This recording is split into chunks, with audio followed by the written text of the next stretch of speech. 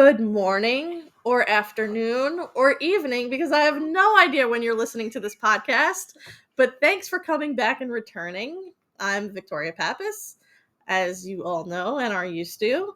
On this episode, we are going to be speaking with our computer science and engineering team specialists.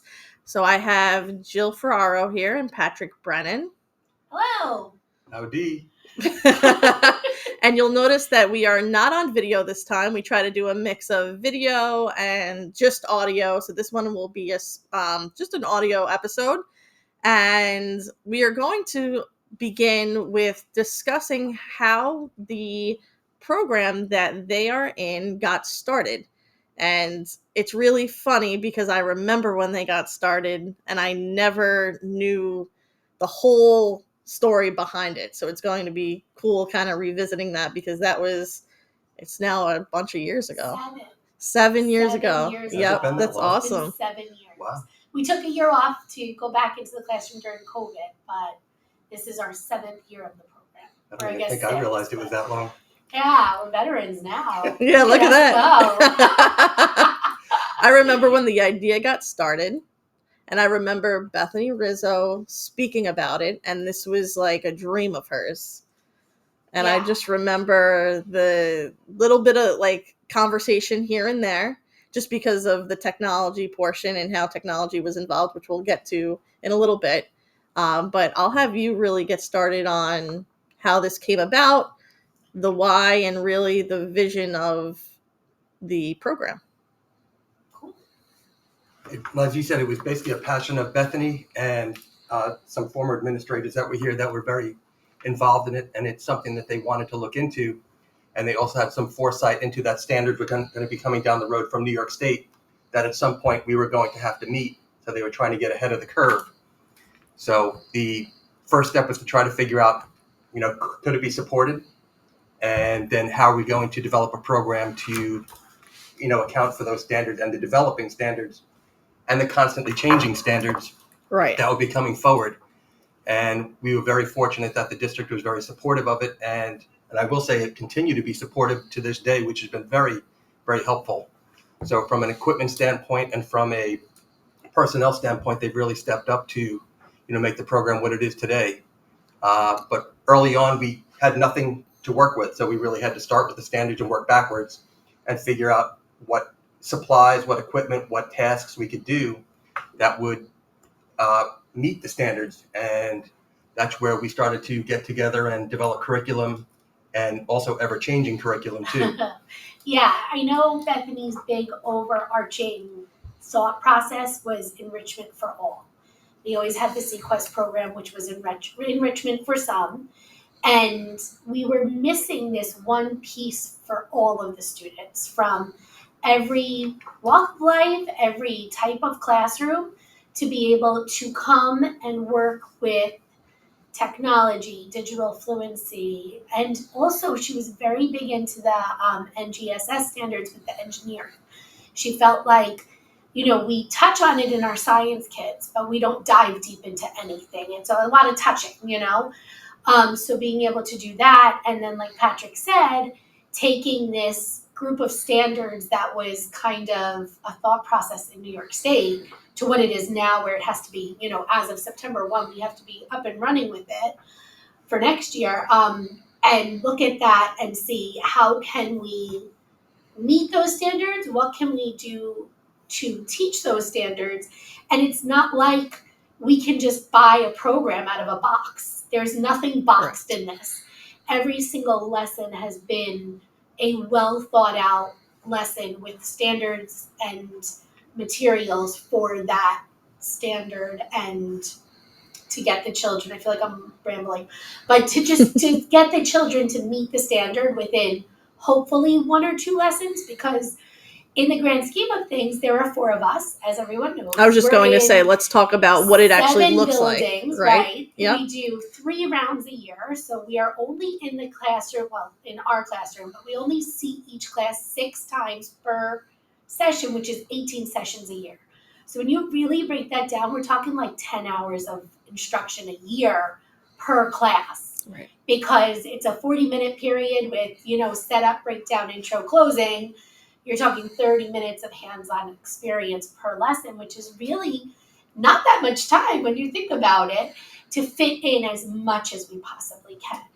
So I know it's something that in our trajectory, we're hoping eventually to have more of us and be in the class, see everybody once a week. But at this point, we're just happy to still be around. I think one of the things that pop out at me most is that the importance of your role, because we know that standards are always changing, and how much more is a classroom teacher supposed to do.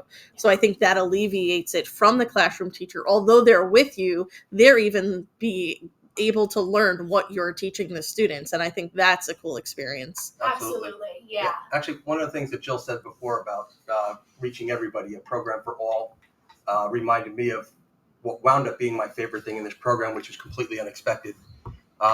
You'll have students who struggle to read and write back in the class. And now when they come into our class, it is a moment for them to work in an environment that they are comfortable with. So you'll have small class students, you'll have kids that are in a gen ed class that struggle in the classroom, and they will absolutely dominate in our classroom because it's just how they work, it's how they breathe, it's what It's they how do. they think The other too. side of the brain. And Right. the really cool Yep. thing is it's not just them that get a chance to shine. The classroom teacher or other, even classmates, look at them and they're like, wow, I didn't know that, that was there kind of thing. And they get a chance to shine where they haven't gotten a chance to shine in the past. And I will admit that was completely unexpected for me. And I brought that up many times with people I've spoken to, that may actually be my favorite part of the program, is that kids get a chance to shine that have not gotten a chance to shine before. That reminds me of our breakout EDU boxes that I did for years here.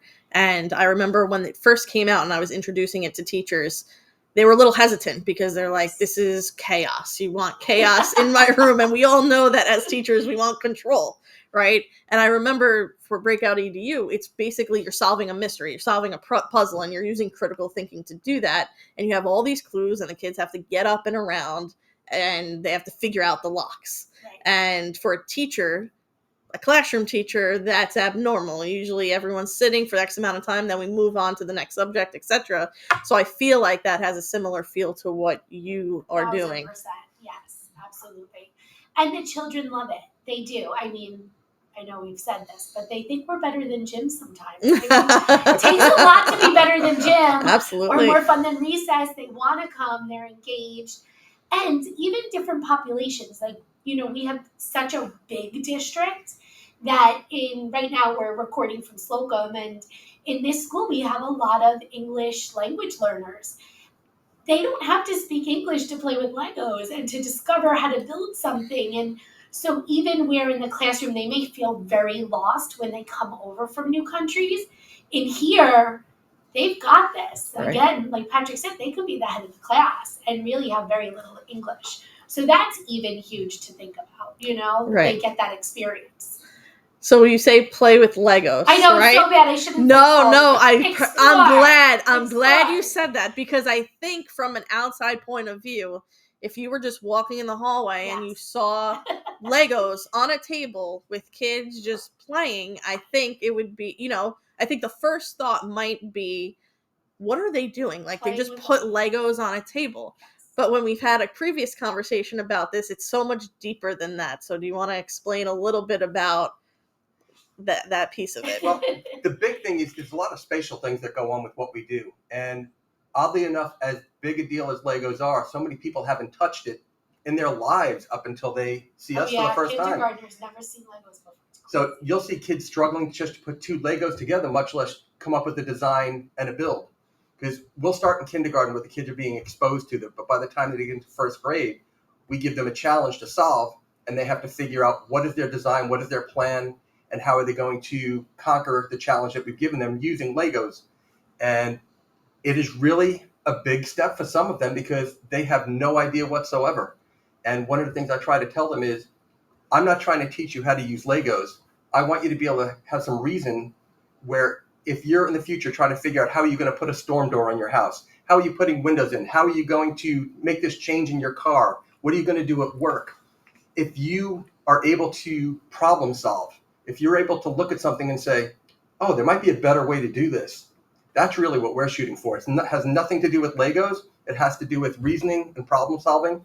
And Legos just happen to be one of the many things that we're using to get them to problem solve. Absolutely. And on top of that, they're getting simple machines.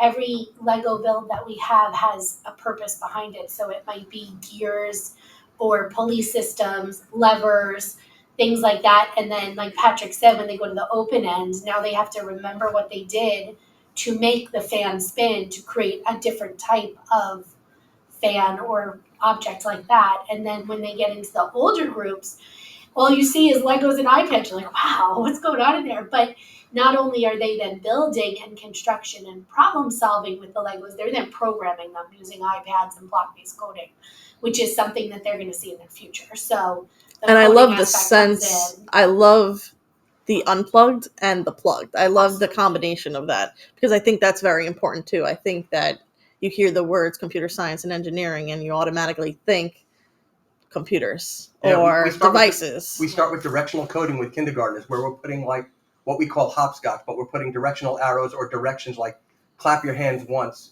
step forward, spin, kick. The cha-cha slide. Oh yeah, we do. Yeah, the cha-cha slide. But it's all an algorithm. All of it is a right. list of steps. We have a cute little song algorithm out. Yep. But that they do that first before they're even allowed to touch. Yeah, because then we move into a B-bot, a robot, which requires directional coding. And because they have used their bodies to follow directional codes and learning how to do something step by step, now they're doing the B-bots, and the B-bot can only do what they program it to do. So even at a kindergarten level, they're programming with directional coding. Yeah, and then as they get into the upper grades, they wind up with the Ozobots, which, yes, it's fun to draw lines and make pretty pictures with Ozobots, but then they take that to the computer, which now we even have MetaBot, which is virtual reality robots. And then from there, we have Spheros that they're doing block-based programming, and then that leads us into Hatch and our Kidoyo, which Kidoyo is a huge part of this program. We have it from 2nd to 5th grade. We start off with things like maze code and color code and go into Hatch, which is a safer version of Scratch for the students, where now our 5th graders are leaving with multi-board programs that they've created and projects that they've created. So they're able to create their own sprites and create backdrops and then code them to do different things. And today I'm writing music with my 5th graders, which again, if you walk by, you're going to be like, what's going on in there? But they are composing music through coding. So now we're hitting all of those music kids and getting an interest in coding from them too. So it really does touch on so many different areas of the child and their development. I think it's a wonderful program, and I say that because I had a lack thereof computer science when I was in school. And I'll tell you a funny story. So my original major when I went into college was computer forensics. Oh my gosh, that's so fun. Right? Until I got into the first, you had to do like prerequisites, right? So computer science 101. Never took computer science ever before. So it was my first, I think, freshman year, computer science. I had no idea what was going on because it's like C++. Right. I had no idea. Zeros and ones. And they were talking about it like I should know what that meant. I'm like looking around and this was in Pennsylvania. So a lot of the students there were from Pennsylvania. And I guess maybe they were just a little bit ahead of where I went to school here on Long Island. I don't know, but they kind of had a sense of what they were doing. And I was just looking around like, hey, I have no idea. And I had to go to like office hours and all of these extra help because it was my first exposure at 18 or 17 or 18 years old, and I had never known anything about it. They said, listen, you need X amount of credits before you can even get to computer forensics. Yeah. And at that point I said, what else can I do with my life? But that's why I say it's so important. I think that if I was exposed to it from an early age, maybe I wouldn't be recording this podcast, guys. No, I'm just kidding. That would make us really sad. No, I'm just kidding. But it's true. You don't know. But it's true. It's if I think that if I was exposed, even if it was just middle school, or I really do think that you need to grab them like a language really early on. Yeah. That my thought process and perseverance with it and understanding would be a completely different approach. I would have been comfortable with it. Yeah, you just want the kids to be able to see a bigger picture or to look at things more than one way. I mean, even to today, I tell the kids, I think it's a successful day if I learn something from you, because they'll approach something from a different direction than I would.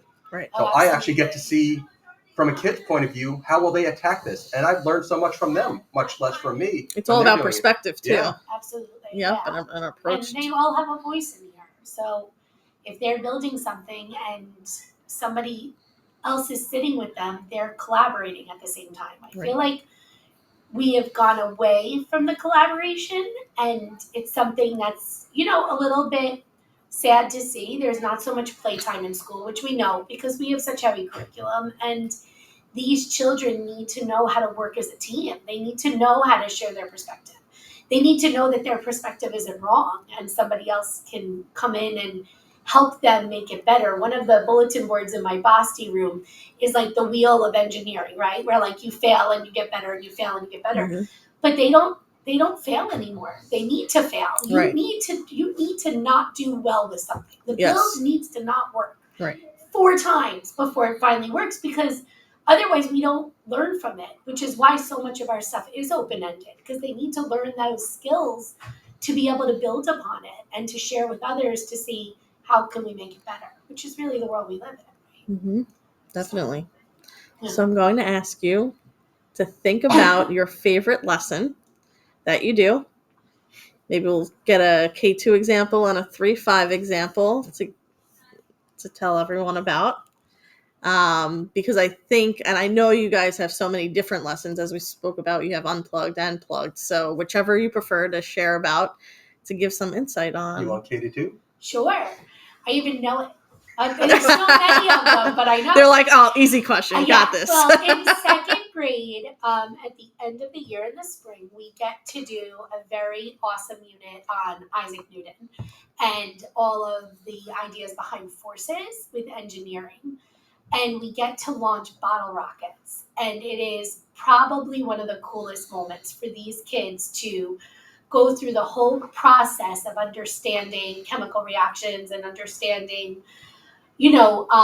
engineering and force and drag and lift and all of these things that really we don't have time to teach otherwise. And then we go outside and we launch baking soda and vinegar rockets. That's awesome. The kids get to watch. I smell like salad for a week straight because there's always vinegar on me. But so if you see Jill around and she smells like salad, you know what week it is. But it's awesome. And they get to see, these things, they take off. They land on the roof of the building sometimes. Wow. They're across the street. That's awesome. But it is definitely, the oohs and ahs of that lesson really are just super awesome. It's cool to see. Now, I may readily admit here that I watch Discovery Channel maybe a bit too much, but I happened to watch one where I saw how difficult it was for them to run a cable across the ocean from Europe to the United States to create the first Morse code generator, and how many times they failed before they were actually successful. And one of the cool things that 4th grade actually does, different sound communications is part of their science program. So we actually generated a Morse code sender, and we are actually building with Legos and then hooking up to an iPad to create the code necessary to create the dot and the dash sounds. So the kids will actually start communicating with one another through the series of dots and dashes. They'll have the Morse code alphabet, and they'll actually send messages back and forth to one another and see if they can decode or send the proper messages.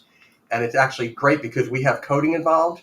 It's the science of 4th grade involved, and it's just a lot of fun. Right. So and that's one class where Jill was talking about if we ever expand the program and are able to go weekly. Like, we do this in one class. I would love to do this for 2 or 3 weeks and just have them really expand, because we'll deal with individual words. Like, we're not getting into the length of time between words so you recognize the fact that they've gotten onto the next word. We're basically dealing with what's this single word right now that we're transmitting to you, and can you decode it? But it's a lot of fun to, one, create the transponder that's going to send the message, write the code to make it happen, and then actually see the kids literally laughing out loud as they're sending messages back and forth to each other. So I would say that that's probably my favorite. Yeah, hearing them go, wait, was that a dash or a dot? You're like, we did it! That's awesome. We made it work. So yeah, that's an awesome lesson. You're right. That's I like great. that one. That's a good one. That's But perfect. Victoria, you're also right. There are so many, it's very difficult to choose one. I can imagine, and I know just from the excitement. Like I see Patrick all the time because my office is in Sycamore, and the kids are always just excited about whatever's going on. It doesn't matter whether there's Chromebooks or not. I think just them coming in, being excited, and then leaving because of what they just learned is exciting. So It makes for a great day for us too, because we get to be around kids that want to be there. So right. That's perfect. Yeah, we're like the grandparents. You know, they come, they learn the coolest things. Right. That's a good analogy. That's a really good analogy. Spending time learning like important life lessons from their grandparents. And then when they're you done, ship them off. They go back to their teachers. That's hysterical. And we can hand them a sugar packet on the way out. There you go. Awesome. Well, I want to thank you guys for coming on to this podcast. I know that all of our listeners are going to love this episode because I think that some of the programs that we have are kind of like their own island, and not everyone, even though they might be coming into your room just for their third grade, they might not know what second grade does and things of that nature. So we try to create that awareness, especially for our secondary teachers who are listening, which we have a few in this cohort, especially. So it'll be good for them to see what's going to be coming up, because they should start seeing that now since it's been 7 years. So they should start seeing that's that, the really neat part. With no break in between it. Yeah. And thank you to our computer science and engineering counterparts in the middle school who are now bringing this program forward in the middle school. Yes, huge. We have to get them on an episode. Yeah, absolutely. Yeah, to see how it then goes into middle school and high school. And then leads into high school, where we can. These kids are so excited for high school. They cannot wait for esports. They cannot wait. We did that. You guys had that amazing hour of code video. Right. And every kid in the entire district saw that video. And when Kevin came on and showed the esports lab, we had to stop the video because of the amount of questions and conversations. So they are so excited for what their future holds. And I think a key element is to let them know, like, hey, you're doing the primary work now, so when you get there, you'll be ready to go. Ready to run. And I think even for myself, like, I didn't know, quite frankly, what esports was. There's a whole episode that we did on esports, and I told everyone, I was like, I thought it was like the Wii activity games with like table tennis and bowling. That's what I thought it was. I was like, oh, sports. Okay, not realizing that esports was actually the video games and partially like how it gets developed. And we have that course up in the high school now too. So I'll let Kevin talk about that. Yeah. So hopefully we're creating the interest, and then high school can drive it home. Exactly. Love it. Awesome. All right. Well, thank you again. Thank you. And we'll see you soon. Bye.